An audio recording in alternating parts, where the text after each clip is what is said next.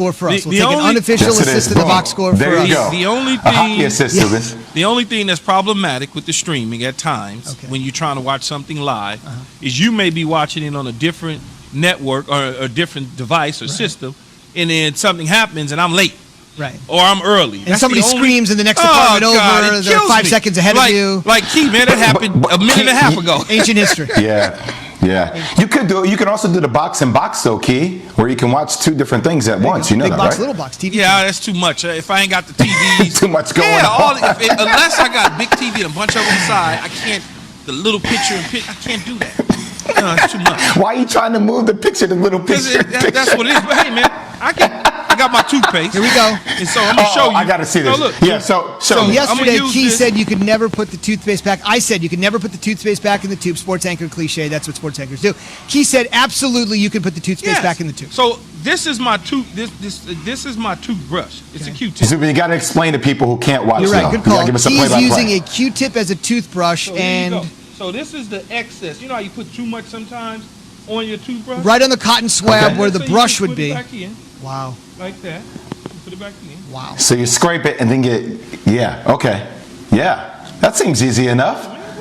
But I mean, you're doing that with the toothbrush though, actually, not. But I know, but then you put it back in. This is back in, and you put the top back on.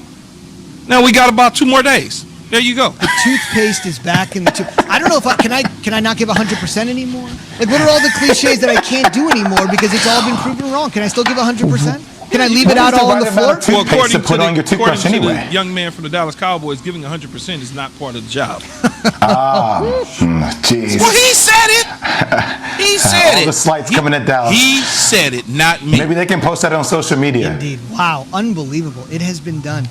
Maybe the greatest thing that's ever happened on KJZ. I don't know what kind of bar we're setting there with that, but the toothpaste is now back in the tube. And if you ever run out of toothpaste and you think it's empty, I can show you how to get the last little drop out too. Gotcha. Well, you gotta roll it up all the way. Look, Jay, it is squeezing from the top. Yeah. That's when you start squeezing and you start sweating at the same time you're squeezing so hard. Getting every little drop out of it. He mentioned the Cowboys. In the division with the Cowboys, of course, is the Eagles. A lot of people think it's a fait accompli, Latin word. A lot of people think it's already gone, that Carson Wentz is going to be out of town. We got to get rid of Carson Wentz. Remember, Carson Wentz took him to the brink of Super Bowl 52, and then Nick Foles, Philly special, everything happened in Super Bowl 52. But do you remember what happened as we go into the hot tub time machine? Do you remember what happened in Super Bowl 15? Super Bowl 15. The Raiders and the Eagles led by... Jaws. Yeah, he threw a pick to Martin. Yeah, and my all-time favorite Eagle, one of the most underrated guys of all time, Wilbert Montgomery. Remember Wilbert Montgomery? Unbelievable. Dick Vermeil, William Montgomery. What's the receiver? Harold Carmichael. Absolutely. Yeah. So they all went to the Super Bowl in Super Bowl 15. So Jaws knows of what he speaks. Now, that was about 40 years ago. He's an Eagles Hall of Famer. He was on the show yesterday and essentially said, listen, for everyone that thinks Wentz is out, it's Hurts' job, it's just a matter of time. Jaworski says, hang on. I know this team. I know this city. I know this position on this team. Wentz is by no means, should be, out of the discussion. I believe that he has tremendous God-given talent that I think he still has a bright future. And then when you throw Jalen Hurts into the picture, Jalen Hurts played well in 4 games. But I just don't think the sampling is big enough to say, yeah, Jalen Hurts should be the quarterback. I think at this point, hey, you know what? Go to camp. Let 2 guys battle it out. Isn't that what competitive sports is all about, professional sports is all about? Now, it probably won't work out that way, but sometimes you just got to say, let's go out there and compete. That it won't, but Key, you mentioned when we were discussing this yesterday, yeah, you could have 2 guys go and compete, but you'd honestly feel from a macro sense, the league at the quarterback position is moving more towards what Jalen Hurts is than what Carson Wentz was. Yeah, and Carson Wentz prior to his ACL, he can move around with the best of them. He was that's one of the reasons he got hurt, was trying to get into the end zone against the Los Angeles Rams on a scramble. The league is certainly...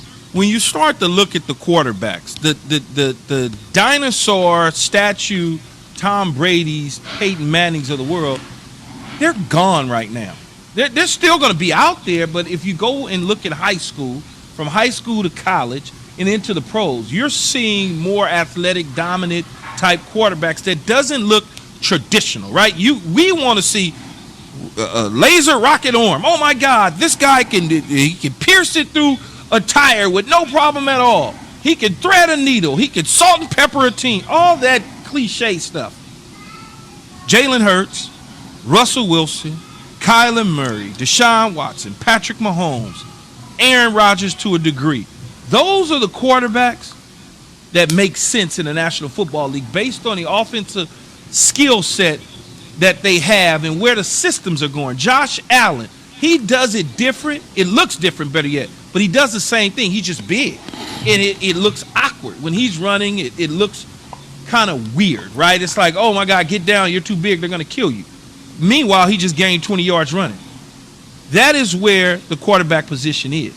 The days of looking up and seeing quarterbacks on a weekly basis go 35 of 39 for 375 yards and 3 touchdowns and 1 pick on a consistent basis, it's not going to be that anymore. Losing teams have that guy. Losing teams have that because they're throwing, Jay, at the end of the half and at the end of the game, and they're padding the stats so it looks that way. The winning teams, the guy is 18 of 23, a 2-touchdown performance or a 1 touchdown, 1 on the ground, 1 in the air, maybe a fumble. They win the game. That's where he's at. He's that 19 to 22, 205 yards. Just think about it. Look at those quarterbacks. The Lamar Jacksons, the Baker Mayfields. Hell, Tom Brady, what he just did in the Super Bowl. 201 in the Super Bowl. That is where it's at. But Zuba, I just want to say something, and that's a great point by Key, but going back to Jaws for a second, here's the reason why Carson Wentz wouldn't do that. Carson Wentz has had opportunities to battle with Jalen Hurts. I don't know if he knows who he's getting in the mud with. Somebody that obviously lost his spot at Alabama, went to Oklahoma, won that locker room over, became a leader, and now has had to fight for tooth and claw in the league. I just probably butchered that whole statement. All right. Tooth and nail, whatever it is. Back in the tooth. Exactly. Toothpaste is in my mind. But in order to win that locker room, I don't think Carson Wentz wants that fight. And can you imagine what the narrative will be if Carson Wentz then loses the locker room again to Jalen Hurts? Like, he will be done in the National Football League. The best thing for Carson Wentz is to go to another situation where he can have a fresh start and actually potentially have an O-line that can protect him and let him be the quarterback that he used to be back when they were on the way to win the Super Bowl with the Eagles. When you have guys like Jalen Hurts, Dak Prescott, Aaron Rodgers, some of these quarterbacks that can move around, you don't need to have a offensive line that's Hall of Famers. 1 or 2 of them, but you don't have to have 5 guys across the board and everybody is Hall of Famers. You don't have to have that because you can move, you can buy time. You see it with Dak Prescott. You see it with Russell Wilson. Even though Russell Wilson struggled this year, a lot of that is due to him holding on to the ball too long. He has to get rid of the ball, get back to the ways of just getting rid of the football. And when you do that, you'll be successful. And I think Jalen Hurts could potentially be successful. And it may be time for Carson Wentz to find another place to go play in. Maybe it is Indianapolis. Maybe it's somewhere else. You said it, 5 across the board, but Jalen Hurts has had 4 starts. There's not many quarterbacks that in 4 starts after being thrown in there with a dysfunctional team could show what he has been able to show. There is something there for that small sample size. A reminder today on Greeny, former CBA Commissioner Isaiah Thomas and Booger McFarland. The best landing spot for J.J. Watt is our NFL insider with his best guess. After I tell you about the Undefeated on ESPN Plus that offers fans year-round premium